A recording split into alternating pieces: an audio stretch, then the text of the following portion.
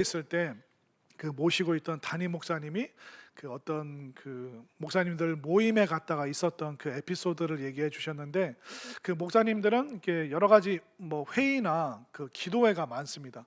교단적인 모임도 있고 아니면 뭐 대전시, 서울시 뭐 기독교 연합회 그런 회의도 많이 있는데, 그때 담임 목사님이 그 서울시에 무슨 협의회 이제 기도 모임이 있어서 이제 그 새벽 기도 끝나고 이제 급하게 가시게 됐는데, 그때가 아마 겨울 좀 아침에도 새벽에도 어스름하고 잘 안 보이던, 그래서 6시에 회의를 하기로 했다가 그 회장님이 6시에 식사를 하고 조찬 후에 우리가 회의를 합시다 해서 이제 목사님이 이제 급하게 가시게 됐는데, 그때 이제 목사님들이 새벽 6시쯤에 다 이제 모이기로 했는데, 이게 서울은 일방 통행도 많고 본인이 사는 그 범위를 벗어나면 좀 이렇게 되게 낯섭니다. 그러니까 이제 서울에서 모임을 할 때는 목사님들도 자세하게 보내줍니다. 오늘은 설렁탕 집에서 만납니다. 주소는 여기고 가게 이름은 이렇고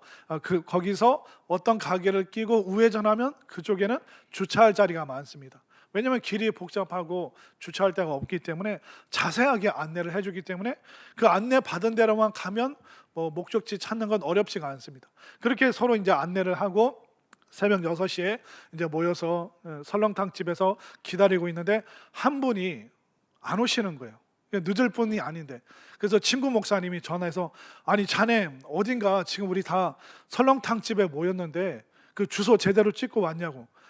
내가 주소를 찍고 왔는데 여기 설렁탕 집은 없고 탕수육 집밖에 없다고. 아니라고, 그 꺾어서 앞에 무슨 건물 보이냐고. 건물 맞은편에 있는데 여기 탕수육 집밖에 없다고. 무슨 소리 하냐고. 그 건물 앞에 있냐고. 그렇다고.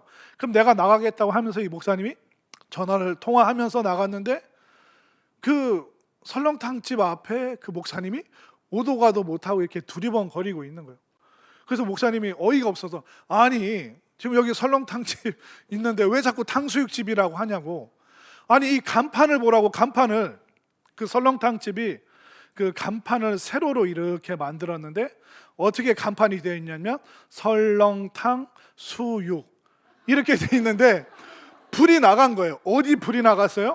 설이랑 렁자에 불이 나가니까 설렁탕 그리고 수육 두 개의 글씨가 사라지니까 그 어스름한 새벽에 보니까 무슨 글자만 보여요? 탕수육만 보여요. 그래서 목사님이 너무, 야 살다가 이런 일도 다 있구나, 참 별일도 다 있다. 그건 이제 에피소드를 얘기를 해주셨는데, 제가 그때 딱 깨달았어요. 사람은 이 불빛만 조금 안 보여도 잘못된 목적지로 또 엉뚱한 곳을 헤매고 또 혼란에 빠질 수 있겠구나. 그 간판 불빛만 없어도 우리가 가야 될 목적지를 찾지 못합니다. 그러면 우리 인생에 빛이 없으면, 그 밝은 빛이 없다면 우리는 얼마나 방황하고 혼란스러울까, 그런 생각을 해본 적이 있었습니다. 요즘 날이 추워졌죠. 그리고 해가 굉장히 짧아졌습니다. 해는 빨리 지고 또 아침은 서서히 오다 보니까 그 햇빛에 대해서 요즘 많이 생각을 해봤는데, 햇빛이 보통 세 가지 기능이 있더라고요. 어둠을 밝혀주는 그런 기능이 있고, 또 따스한 그 빛을 우리에게 비춰주죠. 겨울에도 춥지만 그 한낮에 그 양지 바른 곳에 이렇게 딱 누워 있으면 안 되죠. 양지 바른 곳에 딱 서서 이렇게 햇빛 쬐면 따스합니다. 그래서 어둠을 비춰주죠. 그리고 우리를 따스하게 만들어주죠. 그리고 햇빛은 또 소독하는 기능이 있습니다. 옛날에 빨래 어디다 널었습니까?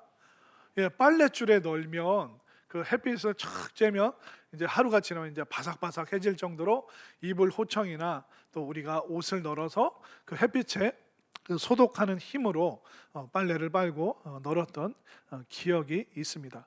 이것처럼 우리 생명체에게는 빛이 필요합니다. 그러니까 햇빛을 우리가 충분히 쬐을 때 우리가 건강해지죠.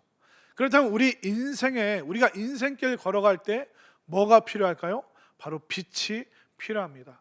올 한 해 우리 성산의 믿음의 식구들이 가정을 따스하게 비추고 또 여러분들의 직장과 일터를 선명하게 비추고, 또 우리가 이 세상을 복음의 빛으로 비칠 수 있는 우리 모두가, 우리 한 사람 한 사람이 각자의 처소에서 희망의 등대가 되어 주시기를 바랍니다. 그래서 우리가 이 빛을 비춰야 되는데, 예수님께서 뭐라고 말씀하셨는지 한번 볼까요? 자, 우리는 인생길을 비추는 빛입니다. 자, 오늘 본문 마태복음 5장 14절 말씀을 한번 보십시오. 예수님이 딱 선언하고 계시요, 너희는 세상의 무엇이라? 빛이라. 하나님 예수님께서 우리를 세상의 빛이라고 말씀하셨습니다. 그리고 16절을 보십시오. 16절, 이같이 너희 빛이 사람 앞에 비치게 하여. 예수님께서는 우리를 세상의 빛이라고 말씀하셨습니다. 그 말은 뭐냐면 이 세상이 어두운 곳이라는 것입니다. 세상이 어둡기 때문에 너희들이 빛으로 살고, 너희의 빛을, 희망의 빛, 또 소망의 빛, 구원의 빛을 사람들에게 비추는 그 역할을 너희들이 감당해야 된다라고 말씀하고 계십니다.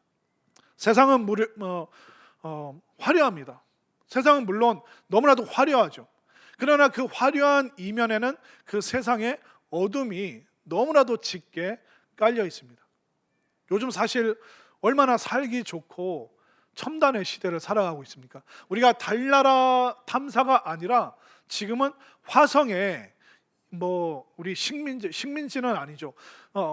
지구에 사는 사람들이 이주할 수 있는 그런 곳을 화성에다 만들겠다, 그런 실험과 그런 연구를 할 정도로 우리는 어마어마하게 발달한 그런 사회를 살아가고 있습니다. 그러나 그 발달한 세상에 그 이면은 어떻습니까? 여전히 전쟁과 테러와 수많은 범죄, 부정부패, 정말 뉴스를 보면 깜짝 놀랄 정도로, 어떻게 보면 어이가 없는 이런 일들을 사람들이 자행하고 있다니, 우리는 이 세상의 그 어두운 이면들을 매일 뉴스로, 또 때로는 그 세상에 좋지 않은 것을 우리는 직면하면서 살아가고 있습니다. 그렇기 때문에 이 세상이 어두워졌기 때문에, 사람들의 마음이 죄로 인해 어두워졌기 때문에 예수님은 우리를 통해서 구원의 빛과 희망의 빛을 비추기를 원하신다는 것을 여러분들 분명히 믿으시기를 바랍니다. 세상 사람들은 화려하게 살아요. 화려하게 사는 것이 잘 사는 것이라고 생각합니다. 그러나 그것은 어둠 속에서 살아가는 것입니다. 세상 사람들 한번 생각해 보십시오. 본인들이 소유하고 소비하고 명품과 또 좋은 것으로, 그런 외형적인 것으로 잘 산다고 생각하겠지만, 진짜 잘 사는 것이 무엇인가, 제대로 사는 것이 무엇인가, 올바르게 사는 것이 무엇인가, 세상 사람들은 여전히 헤매고 방황하고 갈등하고 있습니다. 그렇기 때문에 세상은 어둡고 사람들의 마음은 죄악으로 어두워졌기 때문에 우리는 희망의 빛, 구원의 빛을 비춰야 되는 줄 믿으시길 바랍니다. 제가 오늘의 말씀을 준비하면서 예수님께서 우리에게 세상의 빛이라고 말씀하셨는데, 이 빛은 불이 있을 때 빛이 생기죠. 그래서 제가 성경에 그 불에 대한 이야기를 쭉 살펴봤는데, 오늘 그 불과 빛에 대해서 여러분들과 좀 나누고 싶은데, 자, 하나님께서는 우리 인생길 걸어갈 때 우리가 그 빛을 따라서, 희망의 등대를 따라서 살아갈 수 있도록 인도하고 계십니다. 자, 하나님께서 어떤 빛을 주시나 한번 볼까요?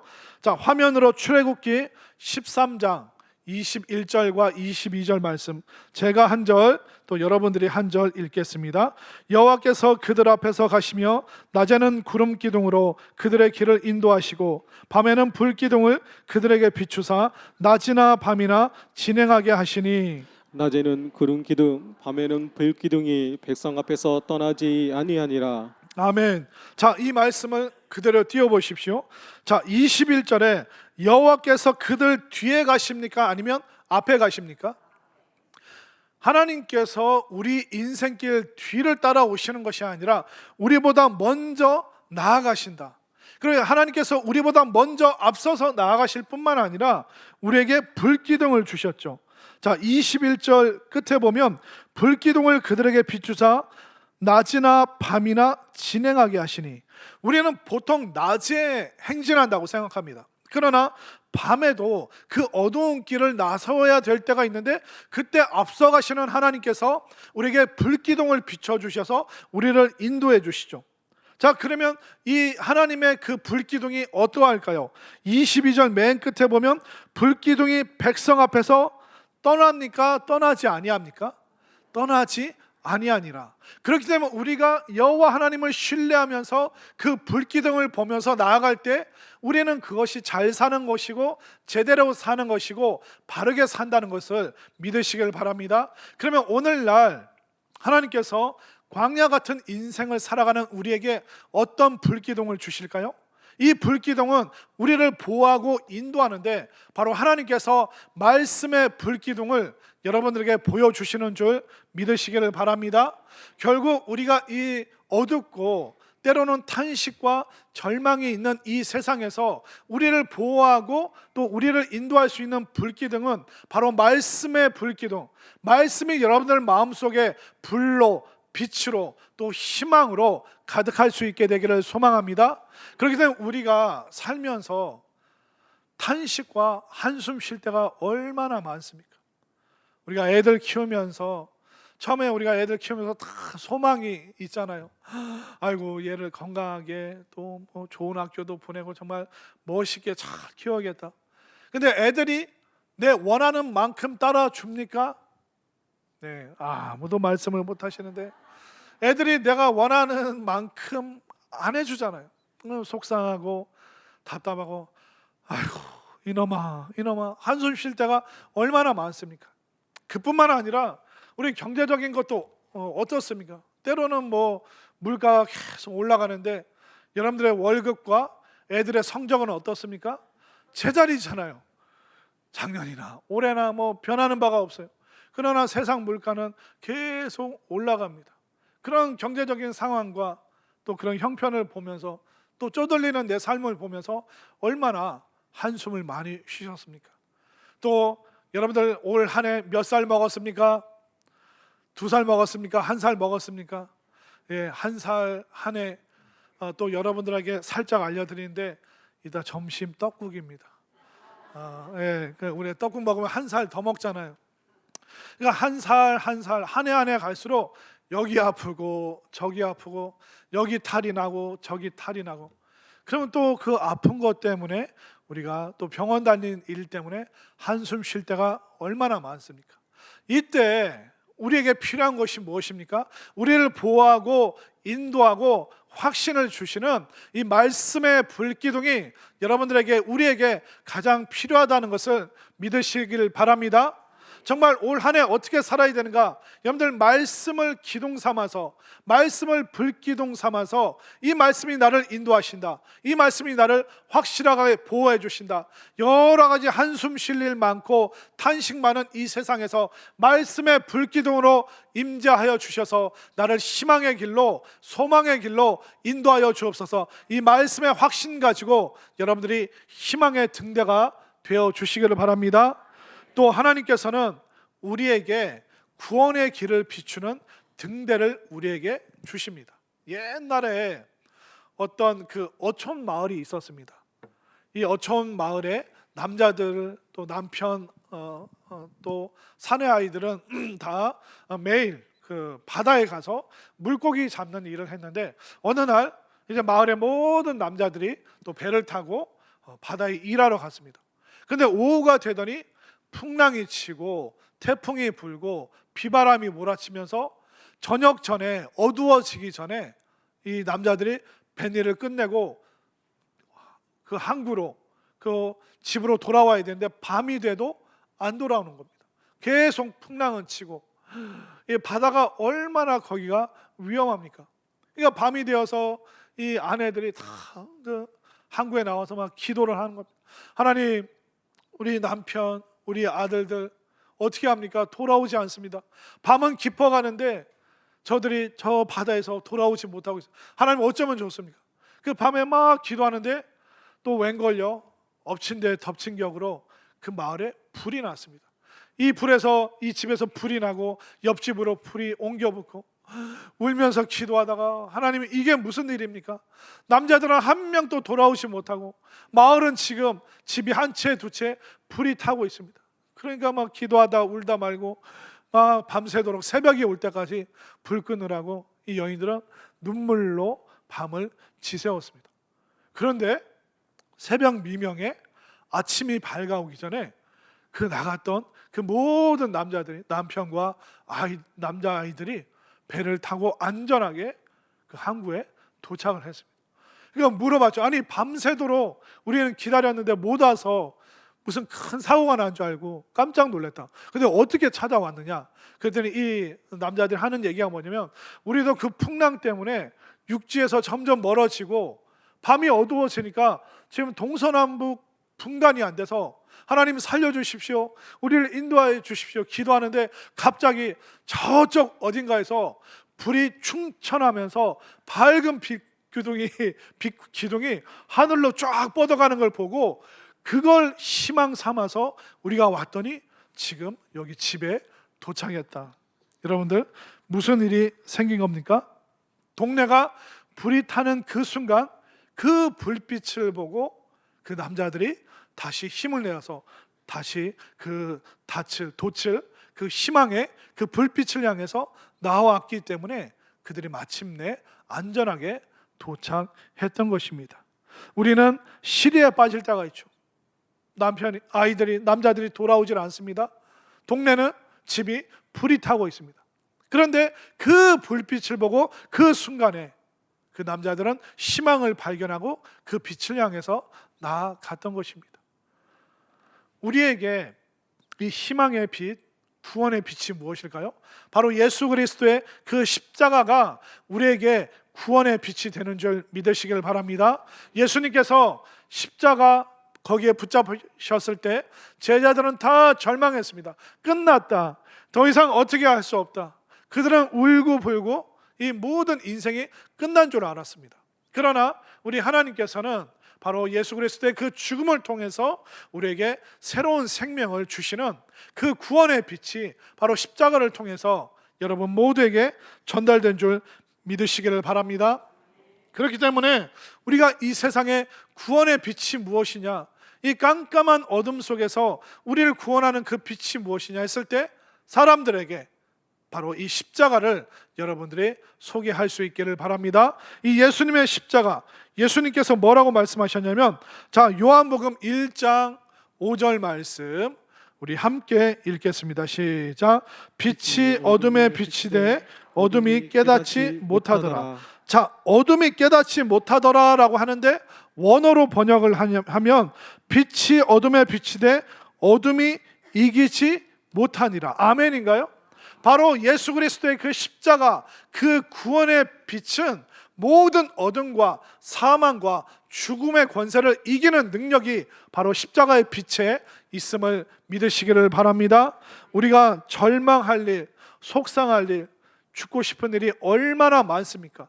그러나 그 인생, 그런 답답하고 절망스러운 인생 가운데 바로 예수 그리스도의 그 십자가의 빛이 바로 승리의 빛이요, 생명의 빛이요, 바로 구원의 빛인 것을 믿으시기를 바랍니다. 우리처럼 우리 가족들, 친지들 화려하게 살지만 어둡게 살잖아요. 정말 그들에게 필요한 빛이 뭘까요? 바로 예수 그리스도의 십자가의 빛, 구원의 빛이 필요합니다. 그러면 이 빛을 전달할 수 있는 역할을 할 수 있는 사람이 누굽니까? 바로 여러분들 한 사람 한 사람이 아니고서는 그 가정에 구원의 빛이, 여러분들 일터와 일가 친척 가운데 구원의 빛이 여러분들을 아니고서는, 여러분들을 통하지 않고서는 이 빛이 전해질 수가 없는 것입니다. 그렇기 때문에 올 한 해 정말 그 십자가 앞에 여러분들이 절망스럽고 힘들 때마다 그 십자가 앞으로 달려나와서 십자가에서 비춰주는 그 생명의 빛, 그 승리의 빛을 여러분들 마음껏 받아서 그 빛을 많은 세상 사람들에게 확실하게 비칠 수 있는 구원의 등대의 역할을 여러분들이 해줄 수 있게 되기를 간절히 소망합니다. 또 하나님께서는 우리를 희망의 길을 비추는 등대가 되기를 원하십니다.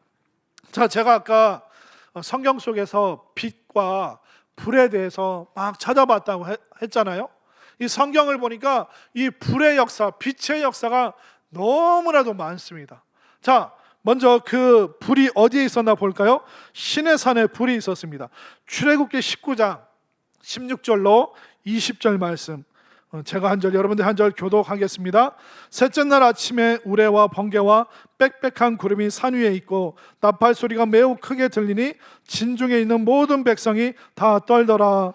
모세가 하나님을 맞으려고 백성을 거느리고 진에서 나오매 그들이 산 기슭에 서 있는데 시내산에 연기가 자욱하니 여호와께서 불 가운데서 거기 강림하심이라. 그 연기가 옹기 가마 연기같이 떠오르고 온 산이 크게 진동하며 나팔 소리가 점점 커질 때 모세가 말한즉 하나님이 음성으로 대답하시더라. 함께 읽겠습니다. 여호와께서 시내산 곧 그 산 꼭대기에 강림하시고 모세를 그리로 부르시니 모세가 올라가매. 자, 18절 말씀 보십시오. 시내산에 연기가 자욱하니 여호와께서 뭐 가운데? 불 가운데서 거기 강림하시니라.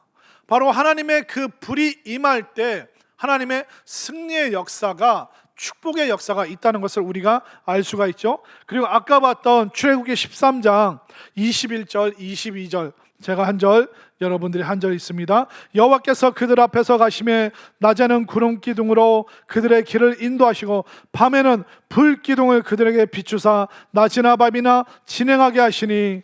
낮에는 구름 기둥 밤에는 불 기둥이 백성 앞에서 떠나지 아니하니라. 낮에는 볼 수 있습니다. 밤에는 보이지 않습니다. 그러나 밤에 하나님께서 불기둥으로 임재하여 주셔서 이스라엘 백성들을 밤이고 낮이고 인도하시는 그 역사를 우리가 볼 수가 있죠. 또 신약 성경에 보니까 사도행전 2장 1절부터 4절 말씀 보니까 또 예루살렘에 하나님의 불이 임하기 시작했습니다. 사도행전 2장 1절부터 4절 교독합니다. 오순절 날이 이미 이름에 그들이 다 같이 한 곳에 모였더니 호련히 하늘로부터 급하고 강한 바람 소리가 있어 그들이 앉은 온 집에 가득하며 마치 불의 혀처럼 갈라지는 것들이 그들에게 보여 각 사람 위에 하나씩 임하여 있더니 그들이 다 성령의 충만함을 받고 성령이 말하게 하심을 따라 다른 언어들로 말하기를 시작하니라. 자, 3절 말씀을 보십시오. 마치 불의 혀처럼 갈라지는 것들이 그들에게 보여 각 사람 위에 하나씩 임하여 있더니. 결국 이 말씀은 뭐냐면 모든 사람, 우리 한 사람 한 사람에게 성령의 불, 여러분들 각자에게 필요한 그 성령의 불이 임한다는 것을 믿으시기를 바랍니다. 이 예루살렘 거리 이때 너무 차갑고 냉랭했습니다. 예수님께서 십자가에서 부활하셨지만 예수님의 부활 승천 이후에 제자들은 굉장히 두려웠습니다. 예수님이 안 계신데 우리가 이제 어떻게 해야 되지? 그리고 우리를 잡고자 하는 그런 종교 지도자들, 로마 군인들의 이 손길을 어떻게 해야 되는가?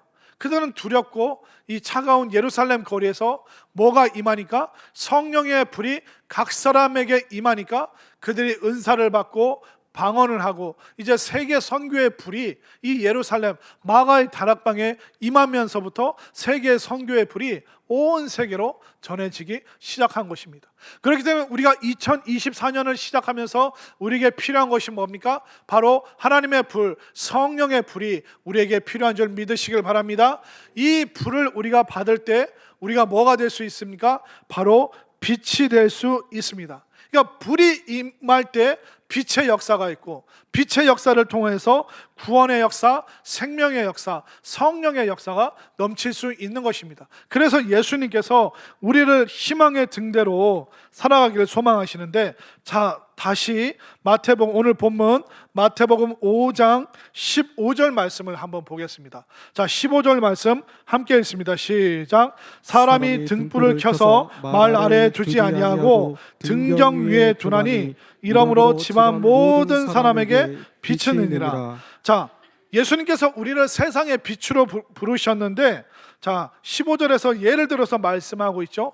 등불을 말 아래, 우리가 타고 다니는 말이 아니라 뭐 한 대, 두 대, 한 말, 두 말, 그런 큰 이런 뒤주라고 해야 될까요?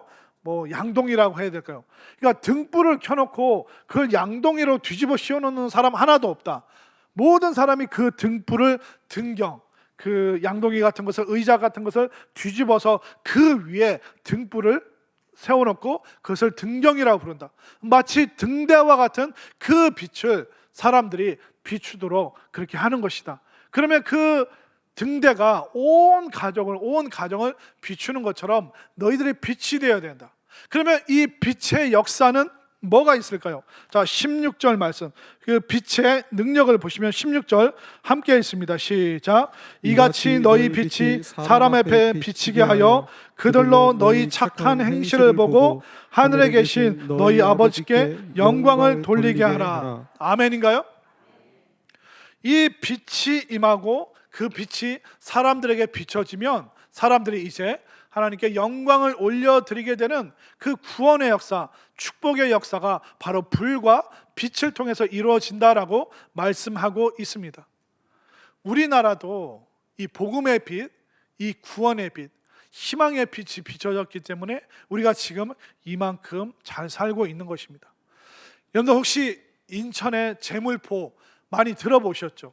자, 인천에 제물포라는 역도 있고 또 동네도 있습니다. 근데 거기에 가면요, 그 예전에 올림피아 호텔, 지금은 뭐죠, 그 파라다이스, 그 거기서 이제 인수를 해서 그 올림피아 호텔이 파라다이스 호텔로 이름이 바뀌었는데, 예전에 제가 그 인천에서 이제 신방을 할 때 어떤 권사님이 그러더라고요. 목사님, 지금 저기 올림피아 호텔 보이죠? 네. 저기가 바로 한미 수호 통상 조약을 맺었던 굉장히 의미 있는 장소입니다. 그러시면서 이제 신방 끝나고 나서 그 호텔에 가서 커피를 마셨는데 딱 그 명판이 있더라고요. 한미 수호 통상 조약, 그 협약을 체결했던 곳이 바로 그 올림피아 호텔입니다. 우리나라가 1882년 5월 22일에 이제 우리나라의 뭐 그 재무부 장관, 그리고 미국의 또 재무부 장관, 이 두 사람이 그 올림피아 호텔에 1882년에 5월 22일에 한미 수호 통상 조약, 우리가 서로 교역을 맺기로 약속을 했습니다. 1882년에 그 약속을 맺고 3년 후인 1885년 4월 5일 부활주일날 누가 한국 제물포로 들어왔냐면 아펜젤러, 그리고 또 언더우드, 이 두 분의 선교사님이 1885년 4월 5일 제물포항을 통해서 한국의 조선 땅에 들어왔습니다. 근데 그 선교사님 두 분이 이 조선 땅에 들어와 보니까 이 조선이라는 나라가 너무 어두운 거예요. 그래서 그분들의 일기와 기록을 보면 그렇게 고백합니다. 하나님, 저희들이 이 어두운 땅에 보내신 그 뜻을 알고자 합니다. 조선인들의 그 얼굴은 너무나도 어둡고 그들은 가난하고 피폐하고 또 수많은 굶주림과 또 전염병으로 이들은 아파하고 절망하고 죽어가고 있습니다. 우리가 손댈 곳이 너무나도 많은데 이렇게 힘이 없는 우리를 이 어두운 땅에 보내셨는데 하나님의 뜻이 어디에 있습니까? 이 조선이라는 땅이 너무 어두웠다고 합니다. 그러나 선교사님들이 이 땅에 와서 어떤 등대를 세웠습니까? 바로 교회를 세우고 학교를 세우고 병원을 세우고 또 우리가 근대 문화를 받아들일 수 있도록 우리에게 새로운 것을 다 전해 주었습니다. 결국 그들이 희망의 빛을, 복음의 빛을 이 땅과 이 나라에 비춰주니까 어떻게 됐습니까? 바로 그 불과 빛의 역사가 우리나라를 지금 세계 10위권 안에 들을 수 있는 그런 위대한 나라로 바로 복음의 빛이 우리나라를 또 우리 민족을 바꿔주신 줄 믿으시기를 바랍니다. 그렇기 때문에 복음의 빛이 비춰지잖아요. 거기에 놀라운 생명의 역사, 축복의 역사가 일어난다는 것을 여러분들 분명히 믿으시기를 바랍니다. 우리는 이 구원의 빛, 이 희망의 빛, 하나님께서 인도하시는 이 복음의 등대를 통하여, 빛을 통하여 우리가 얼마나 놀라운 축복을 받았는지 우리는 역사적으로 이미 증명이 되었고 우리는 역사적으로 이 모든 것을 경험하고 체험한 사람들입니다. 140년 전에 선교사님들이 복음의 빛을 가지고 왔고 그 100년이 지나면서 우리가 얼마나 놀랍고 위대한 나라를 국가를 만들어가면서 우리가 살아가고 있습니까? 그렇기 때문에 우리에게 필요한 것이 무엇입니까? 바로 복음의 빛, 바로 우리가 희망의 등대가 되어야 될 줄로 믿으시기를 바랍니다. 그렇기 때문에 여러분들 한 사람 한 사람 있는 그곳에 희망의 빛, 구원의 빛이 비춰져서 정말 구원의 역사, 생명의 역사, 성령의 역사가 있게 되기를 바랍니다. 복음이 들어가면요, 정말 우리가 체험한 것 말고 그 이상의 상상 초월의 축복이 우리에게 임할 줄로 믿으시기를 바랍니다. 한 달 전이죠. 한 달 전에 우리 교회에서 17명의 성도들이 네팔을 가서 여러 가지 사역을 하고 돌아왔습니다. 그때 그 선교사님과 함께 고아원의 앞에 앉아서 우리가 세운 그 고아원의 앞에 앉아서 이런저런 얘기를 하는데 그 고아원 아이들이 막 뛰어다니고 막 우리 성도들이랑 사진 찍고 그 모습을 보면서 선교사님이 빙긋 웃으면서 그런 얘기를 하시더라고요. 목사님, 저에게는 그 희망이 있습니다. 어떤 희망이 있습니까? 성산교에서 세운 이 고아원을 통해서 지금 4명의 아이들이 있지만 앞으로 더 많은 아이들이 오게 될 것입니다. 저는 그 아이들을 복음으로 또 믿음으로 양육해서 그들이 기독교 가치관을 가진 그런 네팔의 교사, 또 의사, 또 정치인이 되도록 만들겠습니다. 그들의 믿음의 사람으로서 그 복음을 안고 교육계를, 의료계를, 정계를 바꿀 수 있는 그 희망의 빛이 이 아이들이 되도록 제가 양육하고 키우겠습니다. 이를 위해서 기도해 주시길 바랍니다. 그 선교사님의 그 고백을 듣는데 제 마음이 정말 은혜와 감동 가운데 있었습니다. 사실 우리 한국 사람들은 어떻습니까? 우리 애들이 그냥 좋은 일 했으면, 그냥 돈 많이 벌었으면, 교사나 공무원에서 노후에 안정감 있고, 또 아이들이 뭐 의사나 뭐 이렇게 좋은 직업을 해서 돈 많이 벌었으면 좋겠다. 우리는 너무나도 생각이 세속적으로 빠져 있습니다. 그렇기 때문에 우리의 생각을 복음의 빛으로, 구원의 빛으로 우리 생각 속에 희망의 등대가 다시 세워져야 될 줄로 믿습니다. 그렇기 때문에 돈 많이 벌 수 있는 직업, 안정적인 직업, 직업에만 우리가 머무는 것이 아니라 정말 하나님의 꿈과 비전, 그 희망, 그 복음의 빛이 우리 아이들에게 스며져서 우리 아이들이 어떤 일을 하든 무슨 일을 하든 그 자리에서 희망의 등대, 희망의 빛이 되기를 원합니다. 이것이 여러분들의 기도의 제목이 될 수 있기를 바랍니다. 결국 우리가 이 복음의 빛, 이 희망의 등대가 우리들 안에 들어올 때, 이 희망의 불기둥이 우리들 속에 들어올 때 우리는 절망과 어려움과 고통을 이겨낼 수 있다는 것을 분명히 깨달으시길 바랍니다. 이 세상이 어둡다고 어둠을 탓하지 마십시오. 예수님은 분명히 말씀하십니다. 어둠을 탓하지 말고 너희들이 세상에 빛이 되어 주라.